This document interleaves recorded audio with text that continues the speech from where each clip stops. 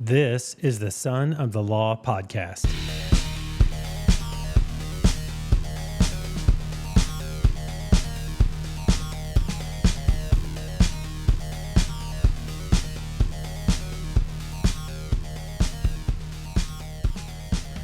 Hey everyone, welcome. Welcome to the Son of the Law podcast. I'm your host, Jay Christopher. And before we get started here, I just want to say thank you to our listeners. I want to thank you for the awesome feedback that I've been getting. The likes, 5-star reviews, comments, super helpful. Sometimes I want to pinch myself at kind of what's going on right now. I'm having so much fun, getting to know so many new cool people, and learning a lot in the process. So hope you're enjoying it with me. Want to help you to remember to listen on Spotify, Apple Podcast, and now we are on YouTube. So you can check us out there. If you want to connect with us on socials, we are on Instagram at Son of the Law Podcast, or good old-fashioned Gmail, sonofthelaw.podcast@gmail.com. Lastly, if you like what we're doing here, if you would please share this podcast with your friends and encourage others to listen. Just want to say thanks so much for partnering with us on this journey and going through it together. All right, so joining me virtually today from Newcastle, Indiana, is it, Matt? That's correct. All right, is Matt Martin. Matt is the executive director of the Indiana Basketball Hall of Fame. And now you may be thinking, Chris, this isn't a Lawson guest. What are we doing here? Well, Matt, while he's not necessarily from around here, he's one of us, and we're going to find out why. I met Matt on a recent trip to Indiana, and he's just one of those guys, he's super approachable, engaging, kind of interesting dude, passionate about his work, knowledgeable, willing to share. Really looking forward to our dialogue today. And so, welcome, Matt. Thanks for having me. I'm not sure I can live up to all that, but I appreciate the intro. Well, isn't it funny? Like sometimes you get to know somebody and you're like, I don't really know this person. And just so you know how it works, met you at the Hall of Fame. I was like, man, that guy seems really cool and dynamic. I'd like to, see if he'd be willing to be interviewed. I mean, this is a really cool place, and we'll talk more about that. But you're not quite sure what you're going to get when you go over and introduce yourself. And so I'm like, okay, just jump in both feet, go over. And you were super cool. We learned a lot about one another very quickly. You gave us some recommendations on some things we could do while we were in town, and the rest is history. So, well, you got to be personal, and it's all about connections and meeting different people. And so even when I was in college, that was kind of the mantra that, why shut yourself in a corner? Go out there and introduce yourself to people. Absolutely. Well, tell us a little bit about yourself. Born and raised where, and family? How might people know you in the area? I was born and raised in Knightstown, which, as we'll kind of talk about a little bit later, was the home court for Hoosiers, where you guys hopefully enjoyed your game, maybe several months ago now. Yep. Knightstown, Indiana? Yep. Okay. Yep. Knightstown, Indiana. Was born there, raised there, went to school. Our town is, 2,100 people. So kind of the Mayberry of Indiana, where you look at, and went to Purdue University, graduated there in social studies education. Always wanted to be a teacher and a coach. Did that for a while, then was teaching on the south side of Indianapolis, and Knightstown's athletic director job came open. I'm like, what? I'll throw my hand in there as a token interview just to see what's going on. And the interim superintendent at the time, who's now a good friend of mine, and we still talk, he said, if you got this job, what would you have to do? Well, call my fiance and see what she said. And he goes, well, make a phone call. And I look at him like, I'm sure I was deer in the headlights. Like, why? What am I doing? He said, well, we want to offer you the job.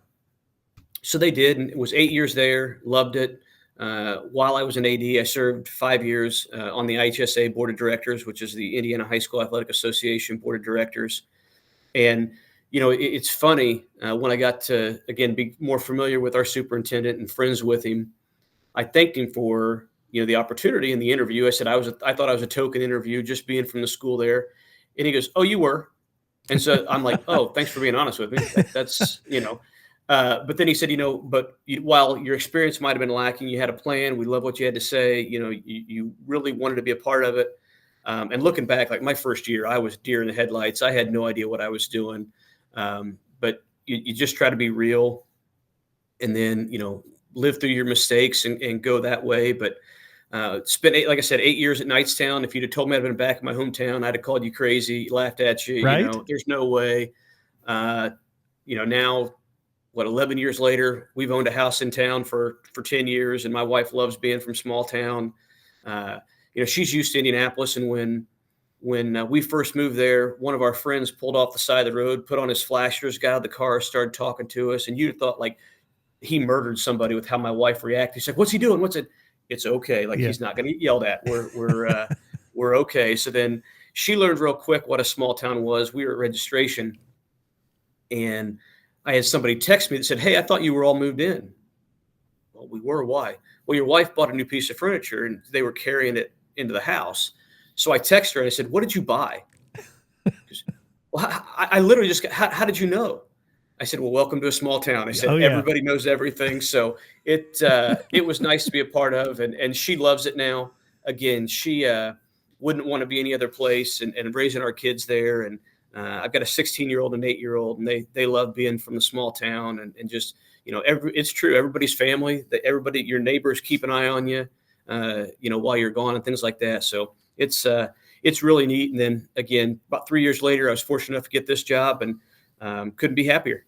That is awesome. Yeah. And so chatting with you about your experiences, right? Particularly small town community. My wife tells me about how, she had just turned 16, broke down on the side of the road, with a flat tire, and, ran into a local farmer who said, "Hey, why don't you go help my wife pull the cows around, and I'll get the car fixed for you, and then we'll get you going again." It's just a completely different, and you use the term Mayberry, small town. I mean, it's wonderful, isn't it? It is. And, we don't think twice about it. Yeah. Somebody, whether it's from the city or suburbs or whatever, would come see some of this, and probably rightfully so, be a little reserved. And, okay, what's going on? What do we? But it's just, she mentions now that it's much slower. She doesn't miss the city, doesn't miss, we lived in Fishers, which is a northern suburb of Indianapolis for a couple of years, and doesn't miss the hustle and bustle. And, a prime example, when it was just our oldest, he was out at a football game and roaming around. I was doing my AD work. She comes and picks him up, and she goes, "Hey, where's Gary?" So I don't know. Hang on. He's running around here somewhere. And she said, "What? You left him by himself?" I said, "Darling, there's one way in, one way out. He's going to get in trouble with somebody before it's me. We'll be okay." Yeah.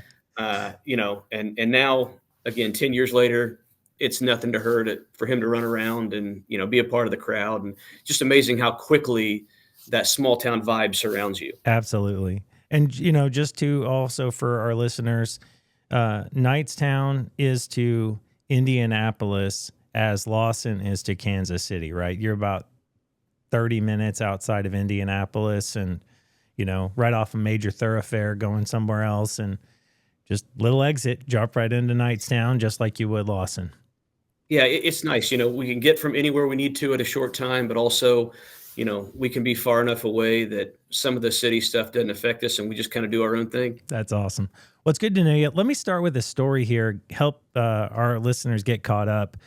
On a recent trips to Knightstown, Indiana, I got the opportunity to go watch the Lawson High School JV and varsity boys teams practice and play in the historic Hoosier gym. So, may recall the movie Hoosiers, 1986, sports drama based on a true story of a small town Indiana high school basketball team, Norman Dale and Gene Hackman in this case. Troubled coach with a past who was hired to lead the underdog Hickory High School team. With the help of a talented, rebellious player, Jimmy Chitwood, and a tough yet supportive community, the team overcomes many challenges. The film explores themes of redemption, teamwork, and the power of perseverance as they make an unlikely run to the state championship in 1952. Now, I love the movie. Grew up watching it, and it really is cool, and it was really neat to see my son on that court playing. It was so neat, and then to um, be a part of that legacy. The wood benches and the court. I mean, it was really surreal. But few people don't really know that the movie was based on a true story. And though it wasn't entirely true, the real team was from Milan, right? And they won the state championship in what, 54? 54. Yep. Yep. And so, I'd like to talk with you about that as we get into this. But the story was, with an enrollment of only 161, Milan was the smallest school ever to win this single class state basketball title in Indiana, beating the team from the much larger Muncie Central High School in a classic competition known as the Milan Miracle. And, miracle, maybe, I don't know about that, but basketball in Indiana is different. And I knew it, but I didn't really know it. While I was there, I got the chance to go to the Indiana High School Basketball Hall of Fame. And I was inspired. I mean, the stories of these players and teams, really incredible. And I couldn't resist, driving into Knightstown, driving into Newcastle, the kind of romance and excitement of the area. And the whole thing made me miss and love Lawson that much more. And, we're a long ways away from one another, but the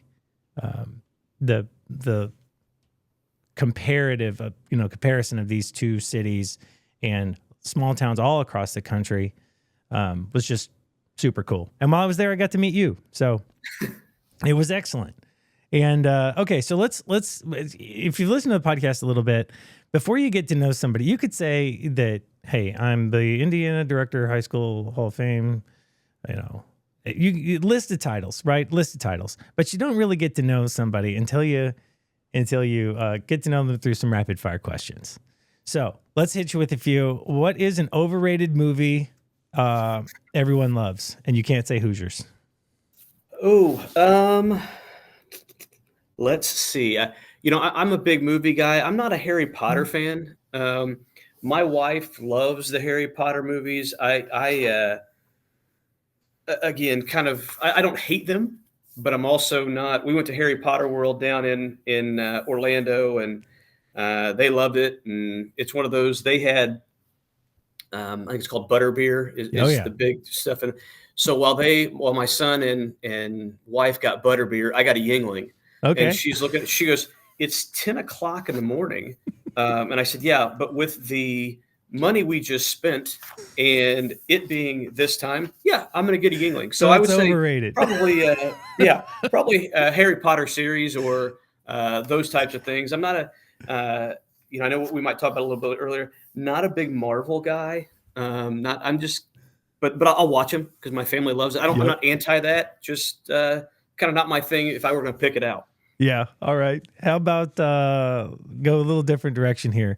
Is free speech really under threat, or is it just being tested? Yes. Yes. It's one of those that I love it.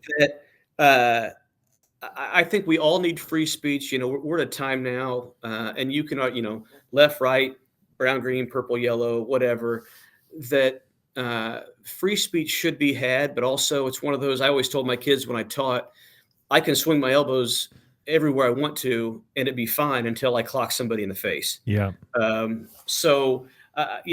think free speech is great. I got rid of Facebook when I was an AD because, people that don't know, and they want to spout off on social media, which is fine. It's their right. It's their, but I didn't need to listen to it. I didn't need to. So a little bit of both. Yeah. Very good. And, it's good to hear that, right? I mean, I think the answer to one of my next questions, is it better to be brutally honest in relationships, or do white lies have a place? We'll modify the question a little bit. I think you're kind of you're just kind of a straight shooter, which I appreciate. Right. Yeah. And, kind of like we talked about here in the office, you've got to be honest with people, but, sometimes sugarcoating it doesn't hurt. Yeah. I took that same thing when I was an AD. If I had to have a tough conversation, people didn't want me to lie to them, but also sometimes, we always talked about the Oreo. Give them something good, Yeah. talk about what's bad. Give them something good again. So the same can be said for life. Yeah. Classic compliment sandwich. Yep, absolutely. All right. Rapid fire. If you could live anywhere in the world for a year, where would it be? I love Australia. Now, I'm not sure I would love some of the things that come with it, whether the snakes or some other things like that. But to me, that's always been a neat place. What's one thing you wish you had more time for? I would say working out. I'm not the biggest or strongest guy, and sometimes you lose focus on that. So you got to take some self care, but that's probably it. Solid. What's something you've always wanted to try but haven't yet? Probably more traveling. My wife and family, we there's only been one or two vacations here recently to where I haven't had to come late or leave early being an AD. So really more time for family. Yeah, very good. What's your guilty pleasure? The thing that you know is bad for you, but you kind of enjoy anyway. A good drink. I Okay. love the brown water. I love sipping bourbon and seeing what different things taste like. All right. All right. And last one here. What is a cause or an issue that you care really deeply about? So my wife is in jewelry sales, and every year they do different fundraisers or donate a piece of jewelry, and one that she and I always go to is for Folds of Honor. Love supporting our military, love supporting veterans and things like that. I was too big of a sissy to go in the military. I firmly believe that, but respect what they do, and so anything military related or veteran related. Awesome. All right. And then some philosophical questions here that have plagued our audience. They've been the most talked about thing. How do you make a peanut butter and jelly sandwich? Oh man, I think it depends on if I'm making for my kids or my wife. I'm a crunchy peanut butter guy. My wife loves the creamy, but one on one side, one on the other, smash it together, go to town. That's awesome. All right. Is it acceptable to put pineapple on a burger? No, heavens no. No pineapple on burger, no pineapple on pizza, no none of that. Okay. That's for a drink or something. Awesome. All right. Well, let's segue here into our main content, right? We want to talk about basketball and approach it from a few different angles today. Again, just excited to know you and to get your experience and your perspective on many of these things. You think about basketball and the small town legacies that are kind of formed in and around these sports. From community bonding, youth development, kind of iconic high school rivalries. We got a town around here, Lawson and Lathrop. We are just maybe 15 miles from one another, 10 miles from one another. And it's like KU-MU border war type stuff. I mean, it's awesome. But then there's some generational impact too. Basketball's been in families for years, kind of local heroes. People remember the 2007 Lawson football team. They won the state championship here, and they've done some periodic reflections as a community on that team and what they did. And then it's also kind of like the gym as a social hub. You're talking about your 8-year-old running through the gym, and mama worried about that a little bit, and then kind of getting used to it. This is a place where almost the entire community can come and hang out. So what are some of like the most significant threads in this fabric that you've observed? No, and I think you're exactly right. And I get asked a lot what makes, Indiana basketball or small town basketball different. And you mentioned Lawson, and it's similar, again to Knightstown, that on a Friday, Saturday night, or a rare Tuesday, Thursday, whatever it might be, that's where the entire community goes and congregates. I still remember sitting in the gym watching my local hero. I picked my basketball number because a kid I watched in high school growing up. What was it? And it's just, that's what, and I'll say basketball, but really small town environment, small town basketball means. It's a place where, again, my 8-year-old can run around a gym and hang out with the senior, hang out with his 8-year-old buddy, see somebody that, his aunts, uncles, or whatever that he knows. And it's just a place where everybody can go, and then the community support of the kids. We used to go to the corner bakery here. They're a small town for you. The corner bakery, that the only breakfast joint in town, Yeah, and have breakfast on a Friday before game day. And some farmer would pay for the entire team meal because he appreciates what they do. And that's awesome. we talk about sports and learning through life and everything, and it just teaches so much. It's like kind of like we talk about the museum here, and we'll do this later, but basketball in Indiana is just culture. It's learning, it's life lessons, it's stories. So some people from the outside would just see orange ball and hoop.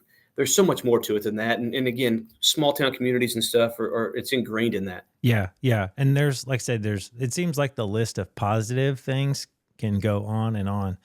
But and again, coming at this from a slightly different perspective, I'd like to get to know, the question I'll have for you is, have you ever even heard of such a thing? So that's what we're ultimately building to. But so if you pull a loose thread on some of these fabrics, sometimes it can unravel in a way that you're not ready for.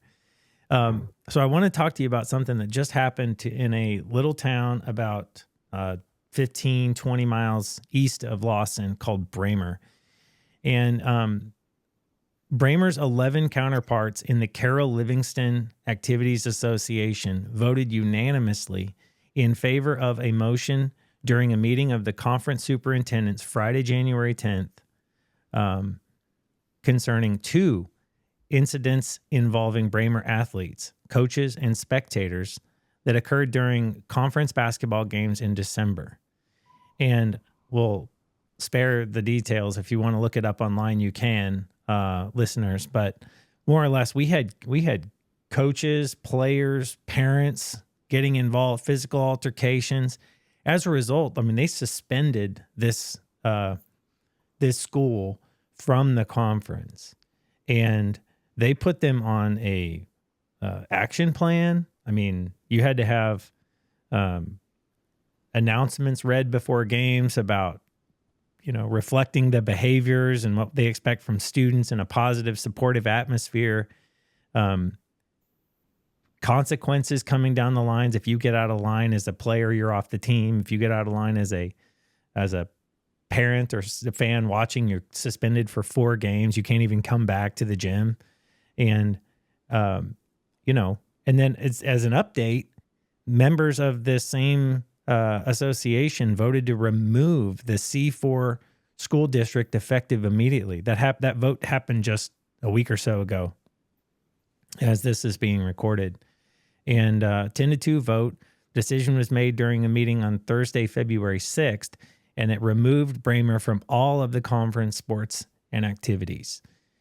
Superintendent said that he was disappointed by the outcome, but has been proactive in exploring and securing possible opportunities for its students moving forward. And the district has promised to keep the community informed of its progress regarding that announcement. So I want to get your thoughts on this as a AD, as an official.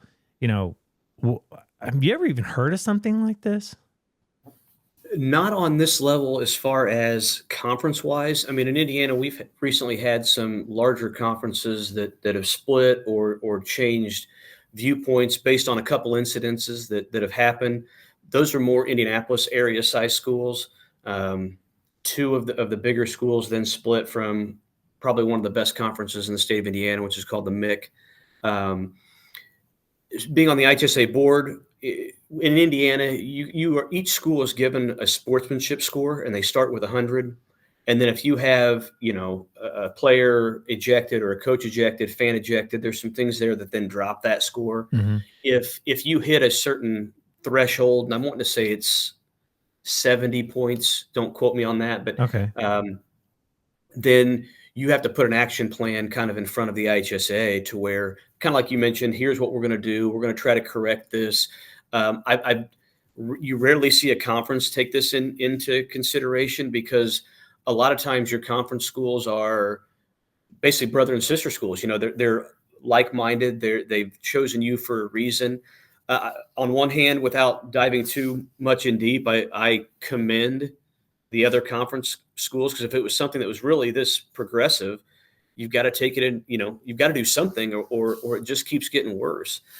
I still officiate, and I've got a varsity game tonight. It's just, it's nice to see when a school is kind of out in front. I've never thrown a fan out. I've looked at them crossly. I Hmm. have, maybe told an AD, hey, you might want to sit over here or do that type of stuff. I don't hear half the stuff. I've been married for 10 years. I've been a former AD. I don't. I put blinders on and don't listen to a whole lot. But um, school issue. Goes back to kind of the free speech and funny story. I was hosting a soccer sectional, and some guy yelled something at the official that I didn't like. And I walked up to him and I said, sir, I said, can we just calm it down, please? Let's not get this out of control. And he goes, well, I think it's my Second Amendment right to say whatever I want to. I said, well, it is your First Amendment right. Yes, Yeah. you can. I Yeah. said, but I can ask you to leave my facility if you want to. And he's like, is that supposed to scare me? No, sir. I'm just trying to de-escalate a situation Oh, here. The yeah. officials are trying their best, and so once he started to leave, I politely asked him not to come back for the afternoon session because he kind of escalated a little more. But again, I understand the passion from people, but it's also, I coach a second grade. They call it dirt road team. It's basically the schools get together and play on Sundays. And That's I awesome. told the officials, if I say 2 words, kick my butt out because, I will never say a word to you. At some point, it's just gone too far, and you've got to take care of what you can control. And again, we always tell players, are you going to make if you make every basket, if you get every call right, if you don't make any turnovers, we'll get every call right officiating wise. Yeah. And that's not going to happen. So we're not going to be perfect. But I just think we've got to contain sportsmanship or we're going to be in trouble. I completely agree. And, it kind of begs the other question, is the sport in jeopardy? I think maybe not if, we continue to take the action and make the progress that you're suggesting.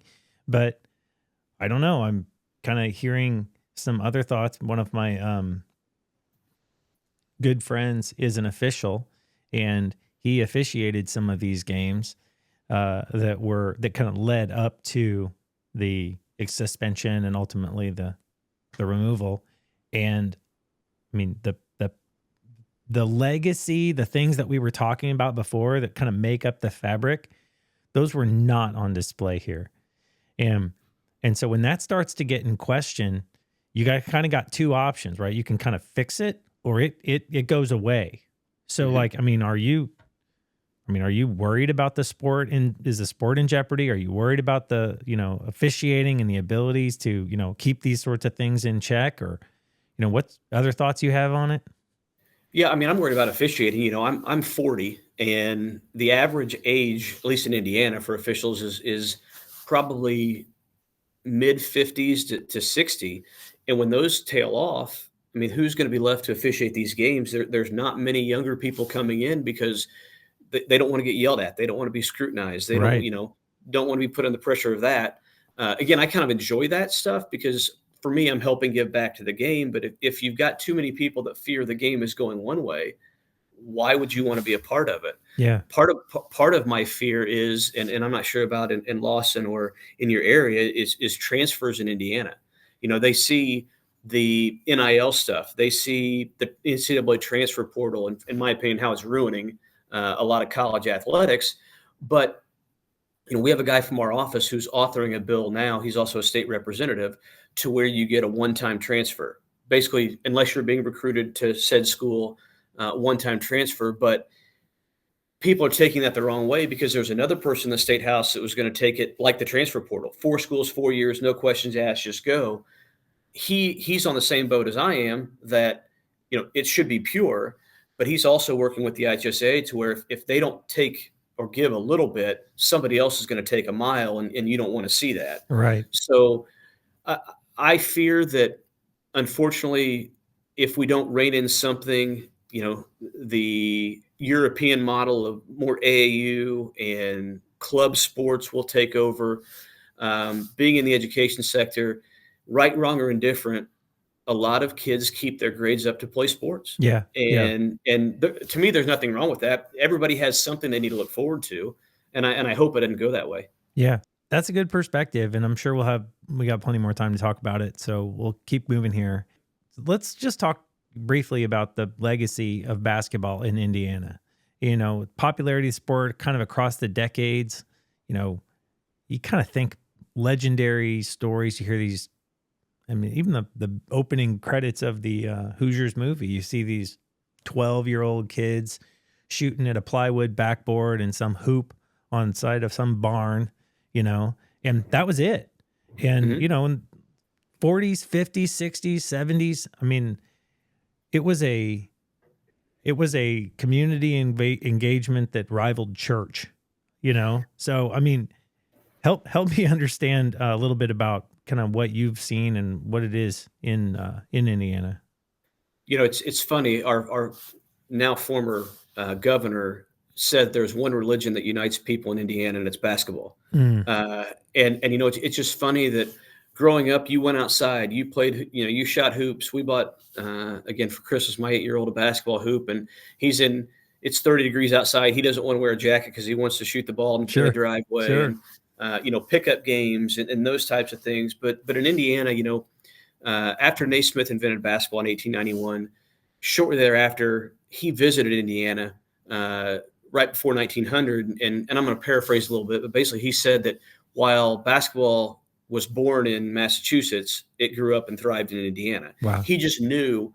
And that goes back to kind of relating all small towns to the culture and, the you got to work hard, all those types of things. And so that's really why I think Indiana uh, was the kind of the growth of basketball. Every small town had their own, back in the early times, there were 800 high schools in Indiana. Each town had their high school and they wanted to revolve around their teams and those types of things. So I think that really started it. Right. Yeah. Let's talk about that a little bit because when I kind of read the bio of the movie, the single class has gone completely by the wayside, right? Now it's multi-class, class 1, 2, 3, 4. And I mean, no one had ever even heard of a small school like that even being able to compete with a big school. And I mean, it'd be the equivalent today of, a class 1 school beating a class 4, and that's just, I mean, it's impossible. So we talk about it being a miracle, but um, is that, I mean, like when did the class system start and how did that it change the game a little bit? So Indiana started their state tournament in 1911. Then the girls followed suit not until 76. Class basketball started here in Indiana in 1997. And it was this revolutionary idea that, if you're on one side, you want to see the small schools have a chance to win a state title. If you're on the other, keep it pure. And, Indiana is basketball. Why should we do what other states do? Right. And when I talk to a lot of people, again, it goes back to what kind of makes Indiana different. 27 years later, you can't get on a message board and people still don't debate single class versus multi-class. My They gosh.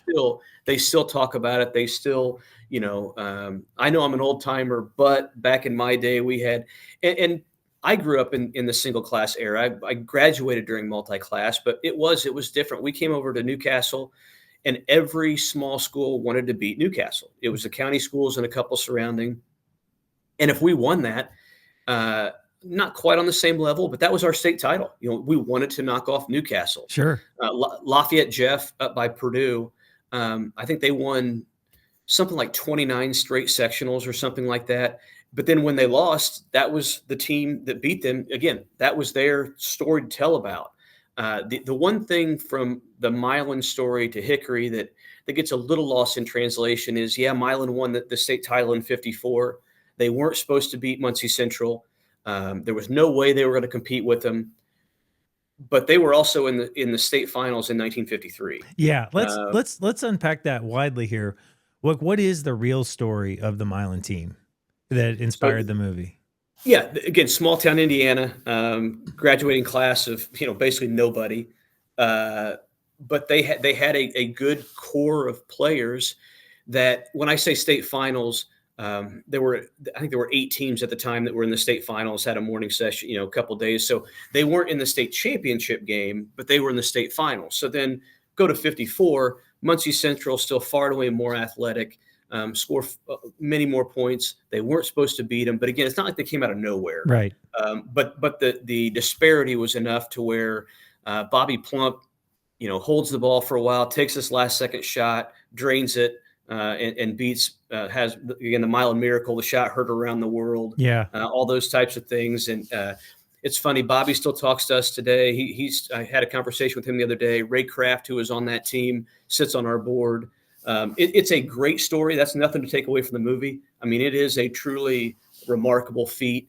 But Hollywood kind of has to spin things a little bit this way. They didn't have a drunken assistant coach that came on the floor or anything like that. But it's still a great story, but both movie and real life. Yeah, and that's creative license, right? I mean, the Hollywood does what it's going to do, but you can't deny the inspiration, Right. And related to that, what advice would you have for the people of Lawson to kind of build on the inspiration of that movie? You've lived it, you've seen it.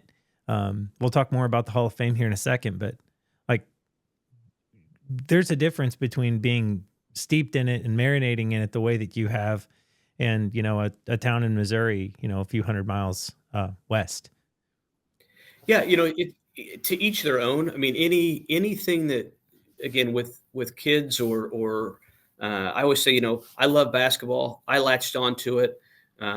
My oldest is not a sports guy. He likes to go watch, but he wouldn't play. He loves guitar. And people always say, what happens if your kid doesn't play sports as an AD? I said, well, then he doesn't play sports and find something that he likes. I don't know why that's, a big deal. But anytime, you mentioned, was it 2007, I think, Lawson, for football? Yeah. We kind of had the same thing in Knightstown. Our football team went to the Hoosier Dome in '97, and that was a big rallying cry for our town. And it's just ingrained in our community. And I think no matter where you are, no matter what state, your school can always find something to be prideful in, whether it be athletics or academics or anything like that. So I think that's really neat for any community. Yeah, I completely agree. The students and the players on that team, as they got to play in that gym and come and bring that passion back, it's made an impact, and it's inspiring, right? Okay, so let's talk about the Hall of Fame. We got an opportunity to play in the gym. We did our practice, and then that afternoon we drove just 20 minutes or so over to Newcastle, where you are, and the Hall of Fame high school basketball. And I didn't even know it existed. I don't think there are many of these across the country. Are there? No. So we know of a couple, and we've had, like, when we did our grand reopening for our expansion that we just did in December, I think it was Ohio that came over because they're trying to do a museum. And so there's not many of them. Selfishly, we like to think that, we're the best sports museum around. Again, not that we gloat that or anything. That's just a personal preference of ours. But we're really proud of our Indiana basketball heritage. Again, telling the stories more than just, again, ball through hoop. What life lessons can you teach? What individual stories are there, and those types of things? Yeah, it is fascinating. Your museum is, I've never been in one like it, and I love the effort, right? The mission or the vision of being the best in that genre, because I think you're well on your way if you're not there already in this sporting genre. But you've mission accomplished. You've celebrated success. You've celebrated men and women.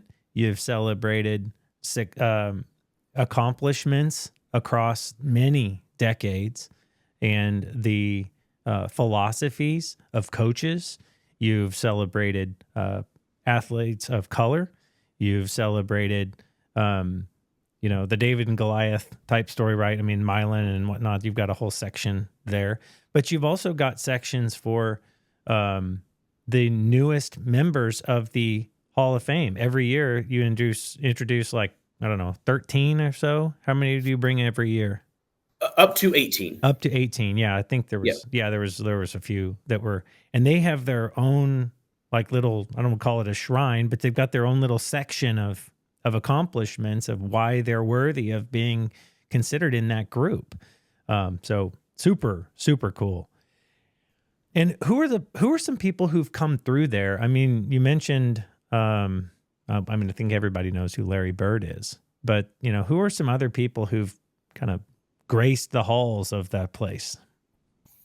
Yeah, it's interesting. The museum, this museum opened in 1990. We started induction in 1962, and we've got, I think, 24 Naismith inductees as well that are then in Springfield.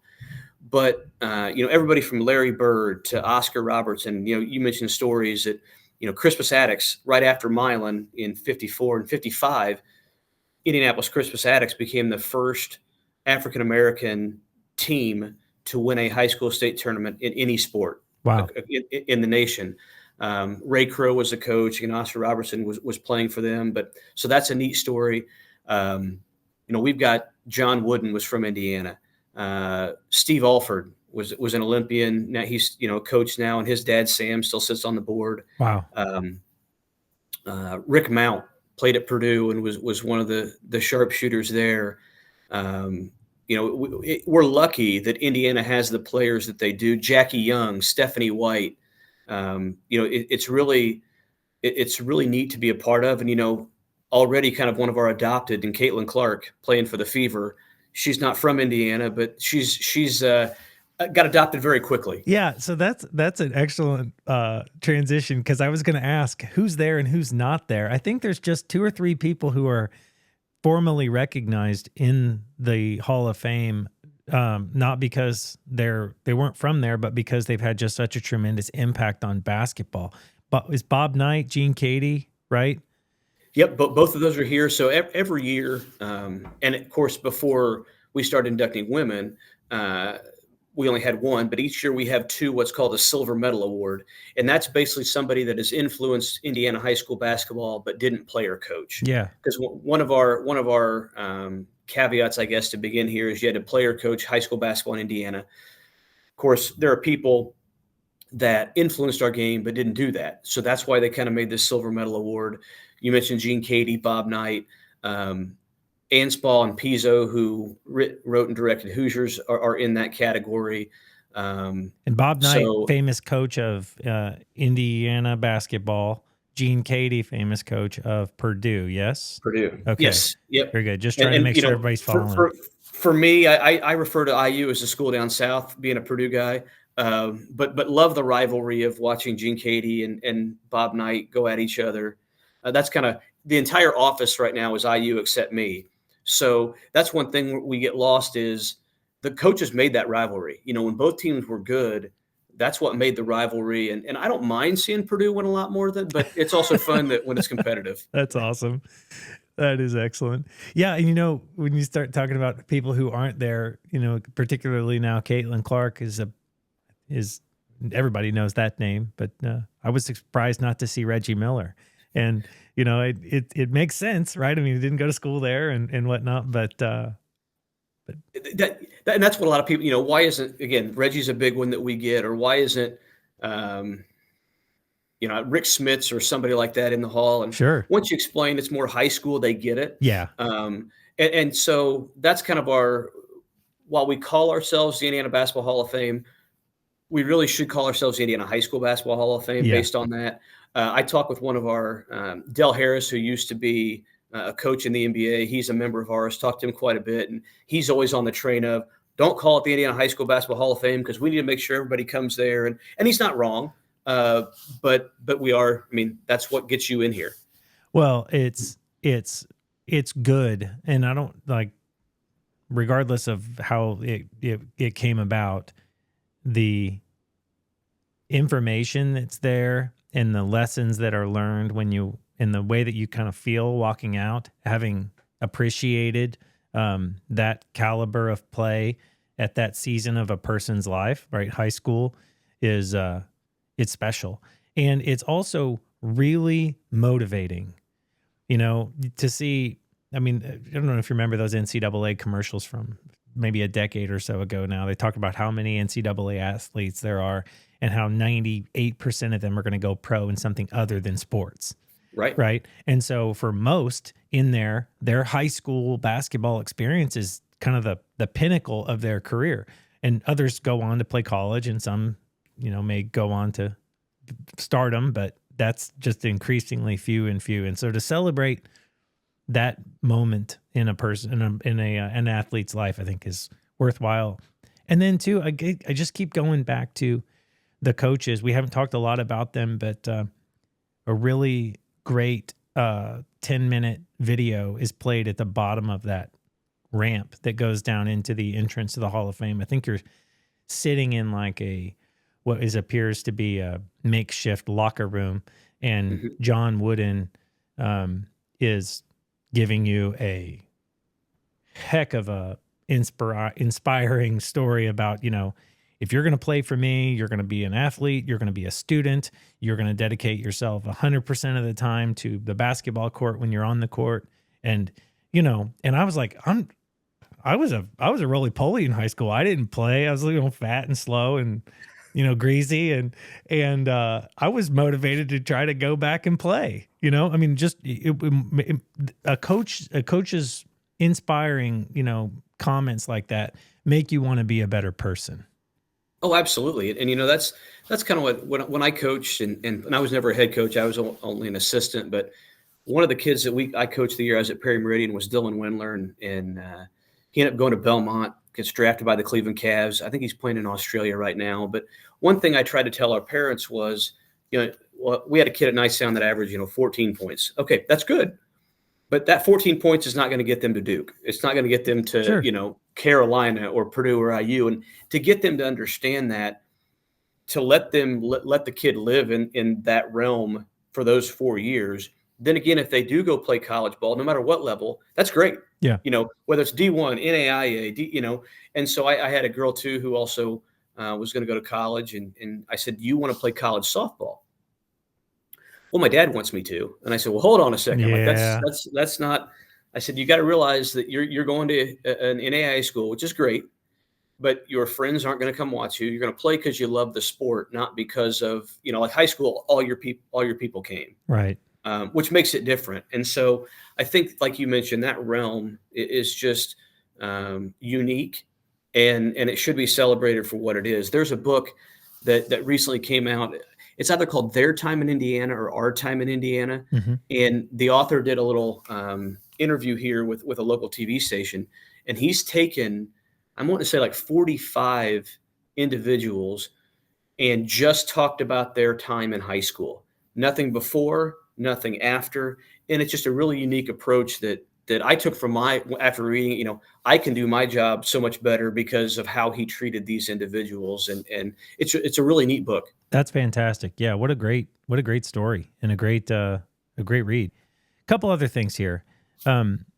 Was there a particular moment or experience in your life that influenced your decision to pursue a career in basketball history and preservation, right? How do you go from being the hometown Knightstown kid to the AD, and whatnot? And now you're defining a lot about how the game is going to be remembered in the role that you're occupying. Is that full of pressure? I mean, how do you balance that over the course of, just living the daily and then realizing that there's this weight of history and time that's on your shoulders? Every day I wake up, walk through the doors, and realize how lucky I am to have this position and be a part of it. My favorite parts of what I do are going to the various either organizations or events and listening to basketball players tell stories, from the 60s, 70s, 80s, how we did this or this happened in this time. Mm-hmm. And again, before I use the term player loosely. I was, my senior year, the end of the bench towel waiver that, watched everybody do their thing and got the scrub minutes, the last 30 seconds, and, was diving on the floor like an idiot and those types of things. But I think that really shaped my love for basketball and being able to try to teach it to other people. I've always been a history nerd. I've always loved, learning from the past, because again, if you don't learn from the past, you'll repeat it in the future. Absolutely. Or the flip side of that is, if you don't learn from the past, you don't know how you got to the future. And so I think by combining those two, I was fortunate enough to get this position about 3 years ago. Again, our assistant director, Kayla, her husband was the girls basketball coach that I hired at Knightstown. So I knew him. Chris May, who had this position beforehand, I knew him. saw him at state finals, those types of things. But it's just one of those a surreal opportunity when I got the call that said we'd love to hire you for this job. Would you accept? I'm like, well, I'm not going to turn it down. Uh, and again, it's just being thankful every day to be able to do what I do. Our board here is great. We have a board of directors that really takes care of us. We do the day-to-day stuff. They're like a school board, but the only thing I tell them, and I tell them this almost every meeting, I said, I'm not kissing your butt here, but I'm thankful that we can disagree on some things, but we all know we're pushing for the same direction. We Mm, all know what we're trying to get accomplished. We all know we want to preserve the history of Indiana basketball versus a school board a lot that, okay, this little group has what they want to do. This faction has they want to do. You tick them off, things are going to happen there. And so I'm just, everybody's pushing in one form or another to get to the end goal. We'll never see the end goal because, time and history keep going. right. But again, I can't be thankful enough to be able to do this and just in all every day that I get to. Yeah. Well, you're doing a great job. And, it's I appreciate the reflection daily because I think that's what it takes, right? You kind of renew your mind every day to things that are seen, unseen, and think about the future, and remembering the past is so important. And in light of that, I'm sort of thinking about my experience walking through the halls there, even in the new section. There are display after display of uniforms and equipment and different basketballs and different times and places. And you do a marvelous job keeping the place clean, just so you know. So I'll use the word dust loosely here. Like, these things would typically be just covered in dust in a attic somewhere, you know what I mean? In a memory box or a chest, cedar lined chest, right? And they're not. They're there on display. And so there's a challenge there because in a time where our kids are, you mentioned you got an 8-year-old, 16-year-old, some of them, they'll go and they'll play because they love it. Like you talked about the softball player. But some of them are like, I go to practice when I go to practice. That's it. They don't, whatever. And when they're not doing the scheduled practice, they're spending time on a device or they're doing other things. How do you encourage people to appreciate those things that would typically collect dust? And like, are there any other challenges that you have in managing the Hall of Fame that kind of keep the basketball history alive? Yeah, I think part of the challenge for us and kind of in this new wing, and then we'll probably modify it into the original part, was making it to where it is a museum. We still tell those stories. We still have our artifacts out, jerseys, basketballs, trophies, but also get more interactive for, today's generation. So what we've done is we've added little touch screens to each display case. And if you see this jersey you like, touch on this and it tells you that story. Yeah. Or, our interactive jump exhibit, or, the officials, you make the call, things like that, to where we keep engaging, today's youth, but also don't lose, the older people that want to come just, look at artifacts. And, you hit on this, and it's not so much Hall of Fame wise, although it will probably affect us in the future.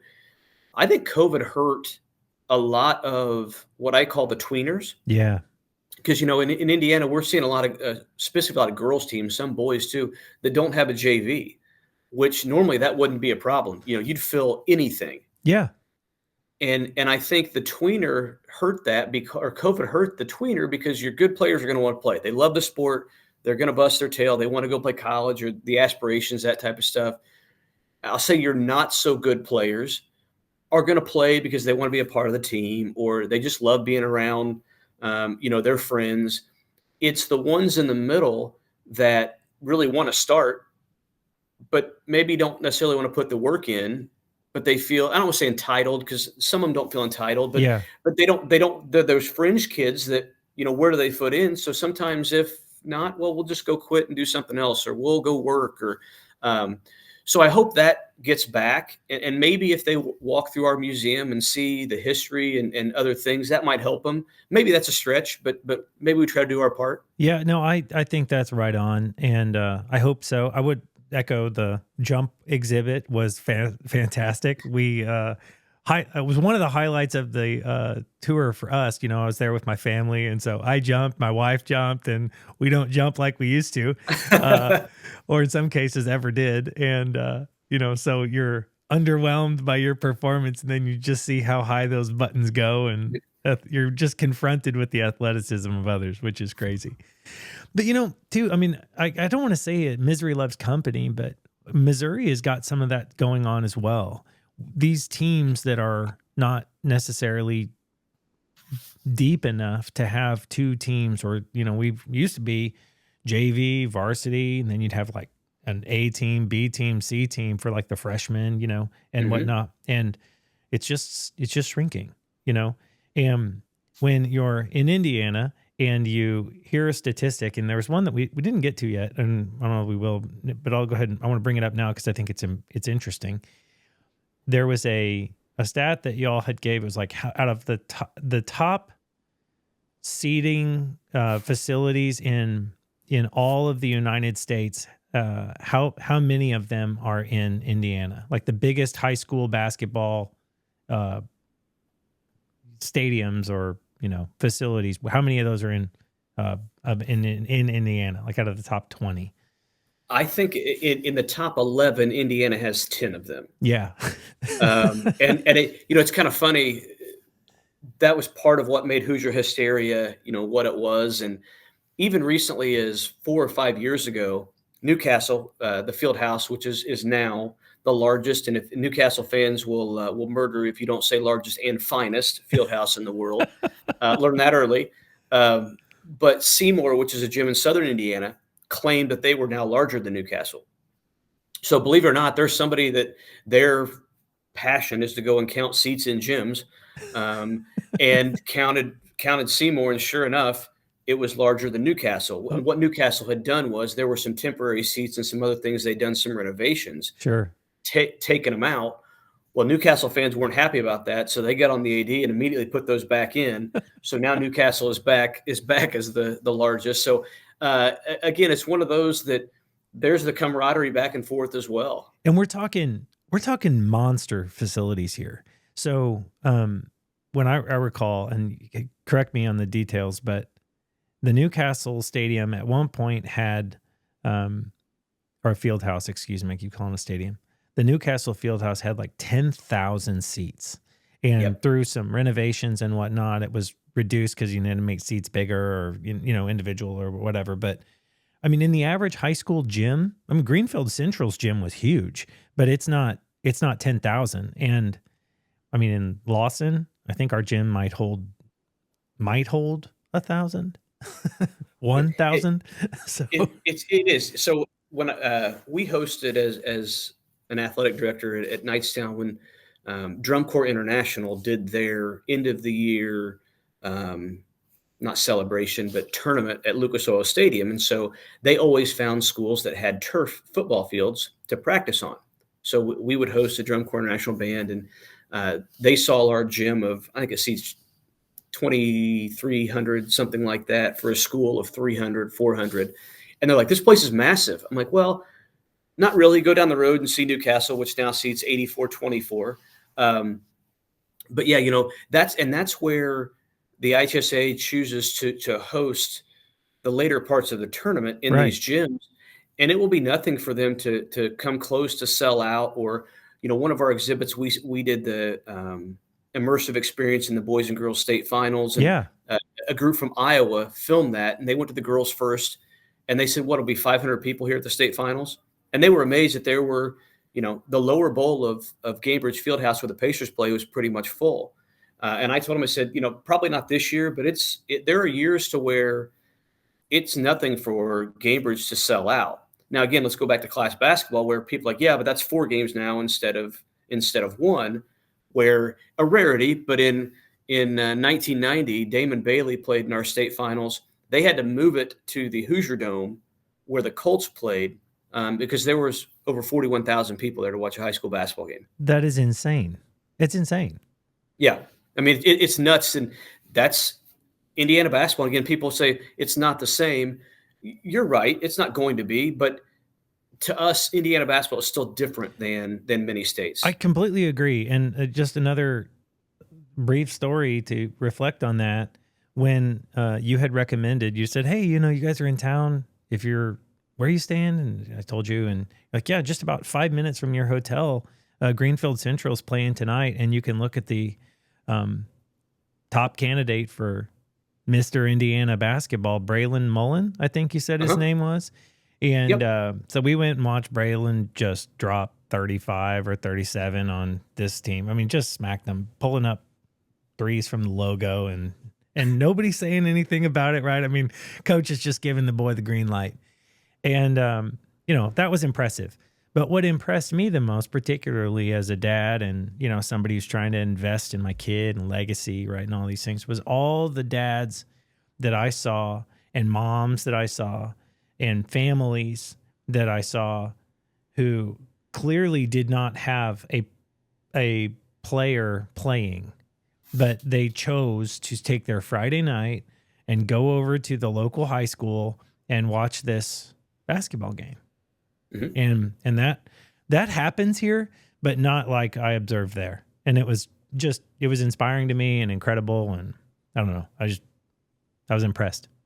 Now, Braylon, and he played in our Hall of Fame Classic. We host a 2-day tournament every year, the 4 best girls and boys teams, and Greenfield Central was in there. And Braylon couldn't have been a nicer kid. And the poor kid was battling some sort of chest cold, so he was getting inhalers at timeouts and using nebulizers at halftime and stuff. And the kid dropped 39 back 33 in the 2 games. And Fishers is number 1 in the state and dropped 33 on them. And you're just looking at him, you're like, he really had that many? He's just so smooth. Yeah, it's and just how fast he can pull the trigger. I mean, so didn't you say he's going to UConn? He's going to UConn to play for Coach Hurley. Yep. Okay. Wow. Well, we'll be looking forward to seeing him. Okay. So are there any memorable moments from basketball history that you feel are often overlooked or underappreciated? I talk about the families going and watching the local high school team, right? I think people would overlook that, right? Hey, look, there's the star player. We want to go see that. But what's often overlooked and big that's actually really important or big time? So talk about history first. We had actually people from Iowa around here maybe a couple months ago, and they brought up, what other state can Rick Mount get lost in the shuffle? And I'm like, well, you're not. I mean, he was a heck of a player, first high school player to be on this cover of Sports Illustrated. And yeah, I mean, a lot of kids today, you ask who Rick Mount is, and besides the Purdue script uniforms that Purdue's wearing, a lot of people wouldn't know. One thing that we really found when we were doing our new expansion in the history of Title IX and women's sports was how many girls basketball teams were playing before World War I. Because then the war happened, right. Guys went off to the war.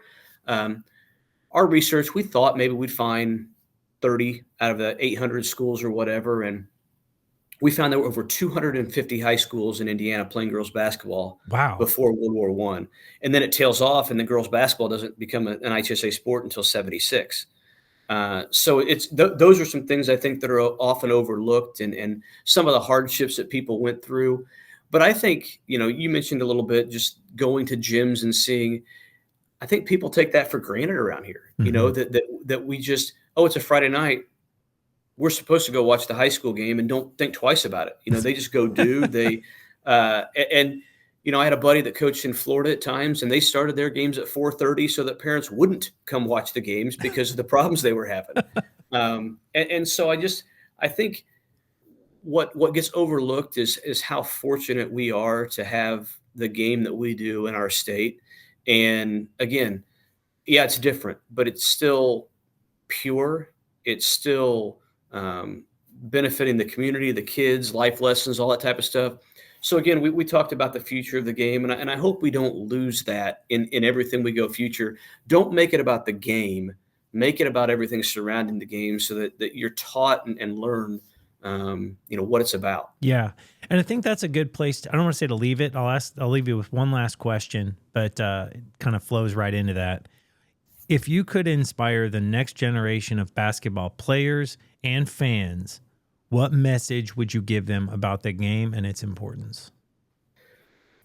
So to kind of unfold that a little bit, to the players, enjoy it while you can. I mean, Mm. don't get too work hard, but don't get too caught up in the little stuff. Coach gets on you. I always said, take his words for what he said, not how he said it. Um, you know, don't change for change. In Indiana, we're still fighting the shot clock and the block charge arc. Again, if the game isn't broke, don't fix it. I hear that. Fighting the Indiana shot needs. clock. You want the shot clock or you don't want it? Me personally, I do not. Okay. I understand why people do. Why I argue against it is, you've got a school that is more of a rural school, but they're a bigger school. They've got to slow the ball down in order to compete with an Indy area school. They don't want to go up and down. They don't want to, push the ball as much as they do. Yeah. You hear that, we're going to hold the ball. Well, then go out and guard them. Like that's the other aspect to that. I hear that the shot clock makes the game more entertaining. And my argument would be for who? The kid trying to win or the parent that is paying the money to see and you want to see your kids. Yep. The other argument, then I hear, well, the average possession is only 30.9 seconds. Okay, then why do we need a 35-second shot clock if that's the case? Right. Well, the NBA does it, college does it.